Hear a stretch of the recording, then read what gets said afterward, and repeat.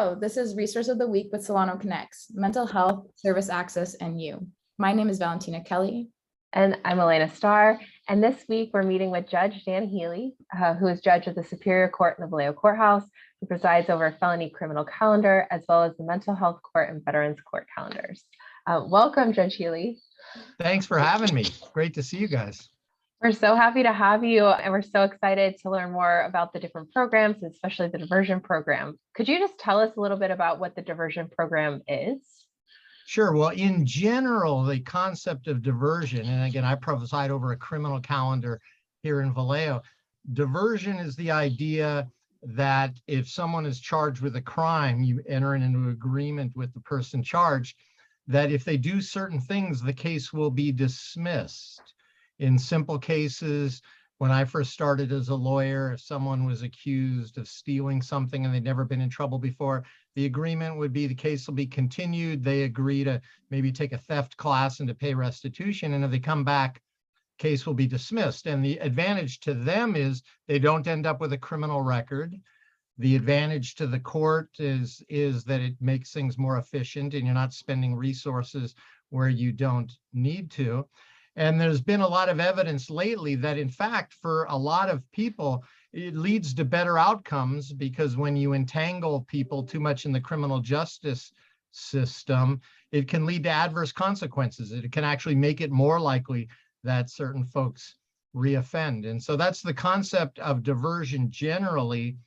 And the court had operated that way, and you generally saw small pockets of cases being diverted. But 3 or 4 years ago, the legislature passed what we call mental health diversion, which is a much broader statute than anything we had seen before, and basically found that if there's evidence that someone committed an offense and a mental illness was a major component of what led them to do it, you can offer them diversion. And then the agreement becomes if they agree to do certain terms, the case will be dismissed.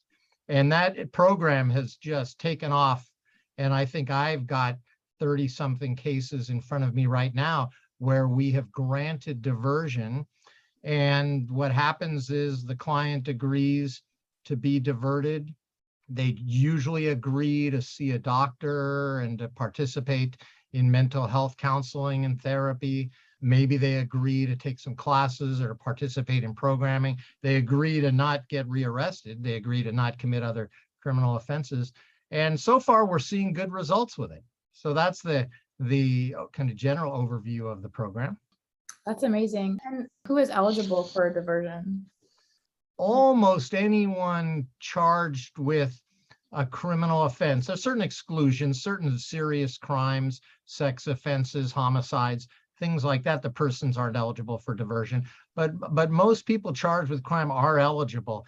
And you basically have two questions. The first is, are they eligible? And to be eligible, you have to find that they've committed offense that isn't precluded, and that it appears that a mental illness played a substantial role in what led to the commission of the offense in the first place. And so we do that question first. And the second question is, are they amenable to diversion? And so we need to know that they're willing to participate in the program, that there's a reasonable possibility that taking this path of diversion is going to produce a good outcome. And if we find they're eligible and then find they're amenable, then we grant the request to divert and get them into our program. And then I see them at first, I will see them every 2 weeks. And then as time passes and things are stabilized, we'll see them less often, maybe once a month, once every 2 months. I would just kind of also want to ask a little bit about the process of being in that program and the diversion. So I know you talked about eligibility, but if somebody was interested in that, do they contact the court? Do the courts kind of look at and approach somebody and say, like, you would be eligible for this? Like, what does that look like? Well, right now, what it looks like is usually it's the defendant's attorney who brings the motion or brings it to everyone's attention. A lot of times they are contacted by the client's family. A large number of these cases, we see it's family and support persons of the defendant who are reaching out to the lawyer, say, hey, by the way, there's some mental health issues underlying these issues. That's generally how the process works. What we are working on, and what you see a lot of innovative courts working on, is trying to develop an integrated system where upon arrest or upon arrival at the jail, we're very quickly assessing and figuring out who is struggling with mental illness, or who is struggling with substance use disorders, or who is struggling with trauma. And then we try to work on the path.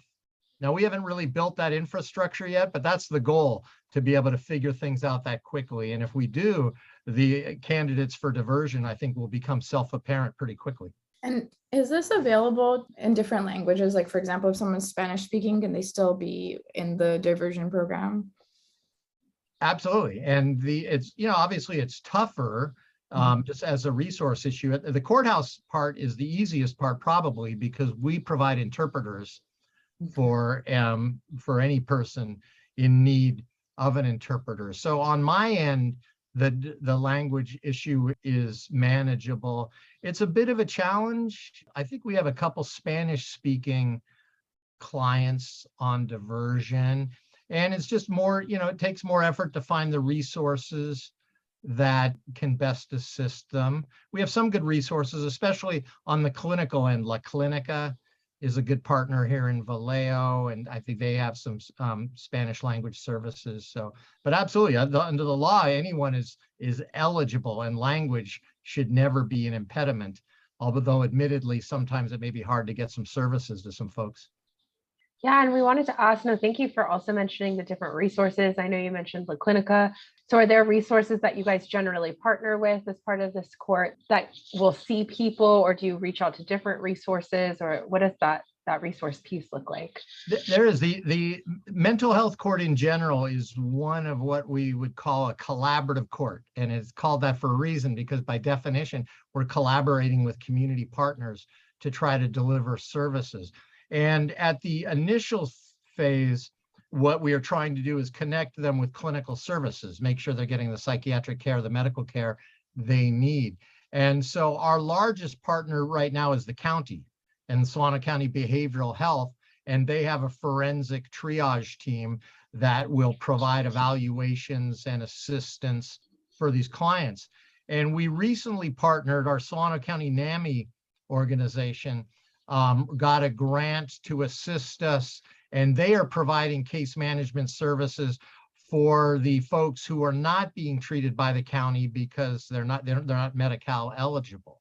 Now, behind all of that, there's a lot of bureaucracy in trying to pull that off. So it's a work in progress, and we're still trying to get better at doing that. But we start with collaborating with those folks, and then it becomes a collaboration with all the other partners who can help us address the underlying issues. As you can imagine, and you certainly know, based on what you're trying to do with SolanoConnex, it's the idea of being able to connect them with housing resources and being able to connect them with support resources for families, being able to connect them with resources to assist in parenting and for their children.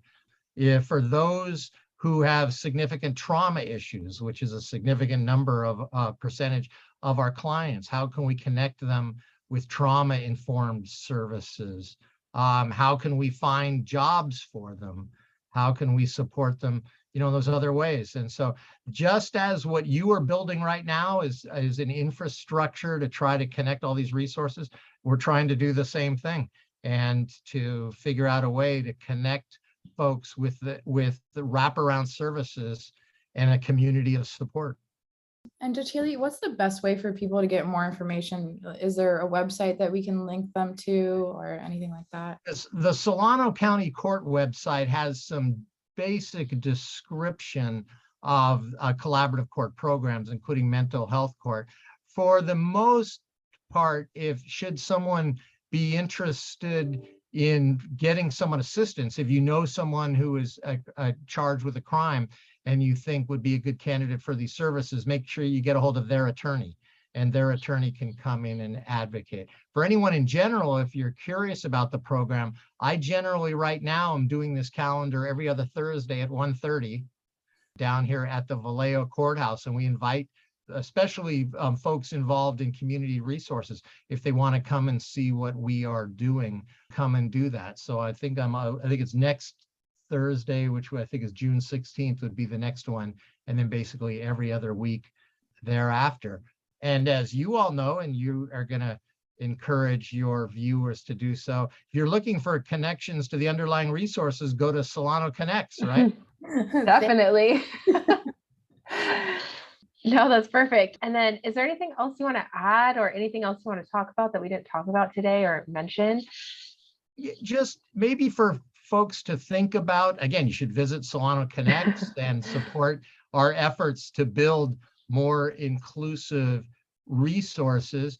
So the election, I'm not sure what day this will be broadcast, but the election was last night, and I read the news this morning, and everyone's analysis of the election has to do with whether or not people are taking crime seriously and reasonably responding to ideas of homelessness and criminal activity. And what I think folks need to understand is collaborative courts, mental health counseling, substance use counseling, trauma counseling, that is tough on crime. If you want to have a safer community, people may try to convince you that simply putting someone in a cage and not helping them will make your community safer, and it will not. The thing that will make the community safer is what we are talking about today.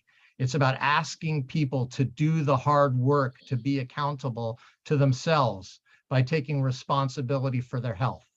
If they have mental health issues, by putting in the hard work to confront and face and overcome those challenges. If they struggle with substance use disorders, to do the work to seek sobriety. That is what being tough on crime is about. And as folks react to tents and their views of community safety, need to know that. Don't be fooled by this idea that just putting people in jail is going to make you safer, because it does not. And it's things like what we're talking about today. This is the path forward to not only offer a more humane response to the populations we're talking about, but also to make our community safer. We agree 100%. Thank you so much, Judge Healy. And thank you for joining us today and teaching us a little bit more about everything that you do and that is offered. I'll put the link in our post. And we also want to remind you, as Judge Healy so kindly did, that if you're looking for other mental and emotional health resources and services, you can visit SolanoConnex, which is spelled CONNEX.org. Thank you, Judge Healy. Thank you. Thank you, guys.